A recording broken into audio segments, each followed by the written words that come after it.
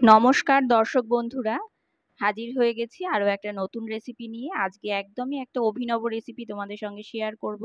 আমার বাড়িতে দুটো কুমড়ো হয়েছিল, তো সেই কুমড়োরই একটা একদম অভিনব রেসিপি, যেটা নাকি কেউ খেয়ে বুঝতেই পারেনি যেটা কুমড়ো দিয়ে তৈরি করেছে, আর সবাই কিন্তু বেশ ইমপ্রেসড। এই রান্নাটা করার জন্য আমার লাগছে কুমড়ো আর ছোলার ডাল। তো কুমড়োর একটা ফালি আমি কেটে নিয়েছি, তারপরে খোসাটা খুব ভালো করে ছাড়িয়ে আমি খুব ভালো করে ধুয়ে নিয়েছি কুমড়োটাকে। তারপরে এইভাবে গ্রেটারের সাহায্যে এটাকে আমি গ্রেট করে নিচ্ছি। আর দেখতেই পাচ্ছ একদম মিহিভাবে কিন্তু এটাকে গ্রেট করে নিতে হবে।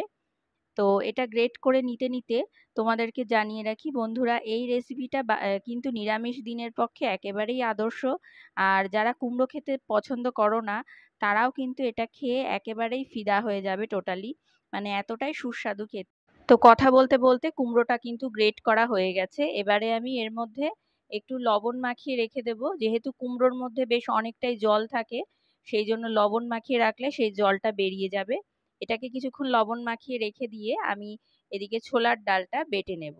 আমি ছোলার ডালটাকে ভিজিয়ে রেখেছিলাম। এখানে ছোট যে চায়ের কাপ, সেই চায়ের কাপের 1 কাপ পরিমাণ মতন ছোলার ডাল খুব ভালো করে ধুয়ে আমি ভিজিয়ে রেখেছিলাম বেশ কয়েক ঘন্টার জন্য। এবারে এই ডালটাকে আমি বেটে নেব। চেষ্টা করবে অতিরিক্ত জল যাতে না থাকে, মানে বাটাটা যেন খুব একটা বেশি পাতলা না হয়ে যায়। তো আমি প্রথমে জল ছাড়াই এটা বেটেছিলাম, তারপরে মনে হলো সামান্য একটু জল দিলে ভালো হয়, সেই জন্য খুবই অল্প পরিমাণে একটুখানি জল দিয়েছি। আর এই ছোলার ডালের সঙ্গে আমি দিয়ে দিয়েছি একটুখানি আদা আর দুটো কাঁচা লঙ্কা। ব্যাস, আর কিছুই লাগছে না। এবারে ডালটাকে আমি বেটে নিয়েছি। তো এখানে দেখো ডালটা বাটা হয়ে গেছে। এবারে একটা পাত্রের মধ্যে ডাল বাটাটা নিয়ে নেব। তোমরা কিন্তু তোমাদের আন্দাজ অনুযায়ী জল ব্যবহার করবে, যাতে এটা কোনোভাবেই পাতলা না হয়ে যায়। আর এদিকে দেখো কুমড়োটাকে যে আমি নুন মাখিয়ে রেখে দিয়েছিলাম, আর এর থেকে অনেকটা পরিমাণে কিন্তু জল বেরিয়ে যাচ্ছে। ঠিক এইভাবে জল চেপে চেপে এটাকে আমি তুলে রাখছি ওই ডাল বাটার পাত্রটার মধ্যে। দেখতেই পাচ্ছ কতটা পরিমাণে জল বেরিয়েছে, কুমড়োর মধ্যে অনেকটাই জল থাকে। তো এই জলটা আমি ফেলে দেব। আর এখানে সব কুমড়ো আমি কিন্তু এইভাবে ডাল বাটার মধ্যে দিয়ে দিয়েছি। এবারে আমি একটা মশলা তৈরি করে নিচ্ছি। তার জন্য আমি এখানে নিয়েছি জিরে, ধনে, শুকনো লঙ্কা, আর নিয়েছি গোটা গরম মশলা, মানে এলাচ, লবঙ্গ আর দারচিনি। তো এগুলোকে আমি একটু রোস্ট করে নেব শুকনো খোলায়। ভেজে নিয়ে এটাকে একটা আমি গুঁড়ো বানিয়ে নেব।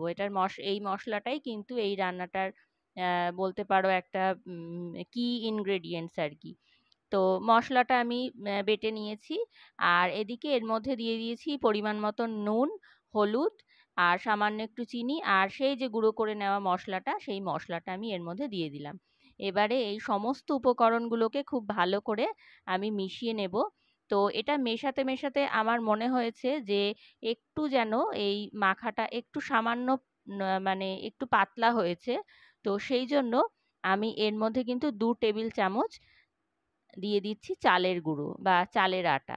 তোমরা চাইলে এখানে কর্নফ্লাওয়ারও ব্যবহার করতে পারো। তো চালের গুঁড়ো দেওয়ার পরে আবারও খুব ভালো করে এটাকে কিন্তু মিশিয়ে নিতে হবে। মোটামুটি এটাকে একটু টাইট একটা মিশ্রণ তৈরি করতে হবে। তো এটা বেশ অনেকটাই টাইট হয়েছে। এবারে আমি এটার থেকে ছোট ছোট কোপ্তা আকারে বা বলতে পারো বড়ার আকারে আমি ভেজে নেব। তার জন্য কড়াইতে আমি সর্ষের তেল গরম করে নিয়েছি। আর এই রান্নাটা সর্ষের তেলে করলেই সব থেকে ভালো হবে, তার কারণ এটা প্রথমত নিরামিষ রান্না। আর তাছাড়া যে কোনো রান্নাই তুমি যদি সর্ষের তেলে রান্না করো, তাহলে কিন্তু স্বাদটা বেশ অনেকটাই বেড়ে যায়। তো যাই হোক, বড়াটা ভাজা হতে হতে বন্ধুরা তোমরা কিন্তু আমাকে অবশ্যই কমেন্টে জানিও যে তোমরা কে কোথা থেকে আমার এই রেসিপিগুলো দেখো, মানে আমার ভিডিওগুলো দেখো। তাহলে আমি তোমাদের নাম নিতে পারি আর তোমাদেরকে ধন্যবাদ জানাতে পারবো।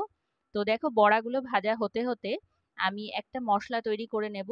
তার জন্য আমি নিয়ে নিয়েছি, এখানে দেখতেই পাচ্ছ, আদা নিয়েছি, কাঁচা লঙ্কা নিয়েছি, কাজু বাদাম আর পোস্ত।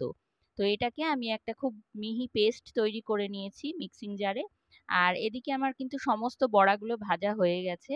এইবারে আমি রান্নার দ্বিতীয় পর্যায়ে চলে এসেছি।